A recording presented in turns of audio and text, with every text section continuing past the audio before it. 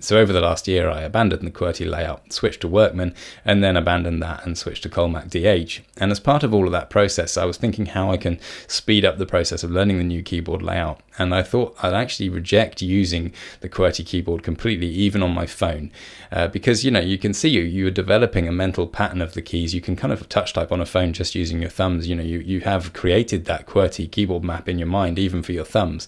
So I figured if you wanted to learn a new keyboard layout, it makes sense just to throw that away and let your brain focus on the new layout, even for your thumbs on a phone. So fortunately on iOS, we've got a really nice custom keyboard app called xKeyboard, and that lets you create any kind of custom keyboard layout and you build it yourself on there. So I can use the exact same keyboard layout that I have on my custom keyboard on my little phone keyboard. So I'm reinforcing, if it's not muscle memory, I'm reinforcing that mental map of where the keys are. And in the training material for learning new keyboard layouts, they say, you visualize the new layout in your head, and that's a good way of learning the key placements. So obviously, if that works, then thinking about the key placements with your thumbs and when you're using your phone is going to do the same thing as that. You're reinforcing that kind of positioning in your mind. And it does help. I'm really confident that it does help as well. I can now almost touch type using my thumbs on the Colemak layout on my phone.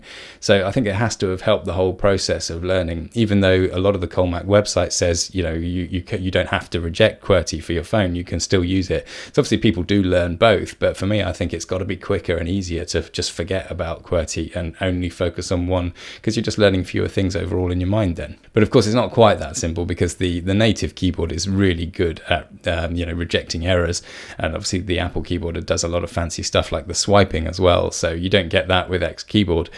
So you are taking quite a hit in terms of the functionality in these keyboards in exchange for, I think, beefing up your muscle memory or your mental memory for the new keyboard layout. So it's definitely not an obvious choice to do something like this, and you may well want to just pursue keeping the QWERTY keyboard on your phone and switching to an alternative layout for your physical keyboard. People do that, and that is the recommended approach on the Colemak website. So it's something to weigh up, maybe give it a try, see how you feel about it. But it does make you appreciate just how good the Apple keyboard on an iPhone is. It's incredibly accurate. It's incredibly good at rejecting errors. And, as soon as you switch to a different placement, you feel the error rate goes up for sure. And I think a lot of that is down to the clever software going on in there.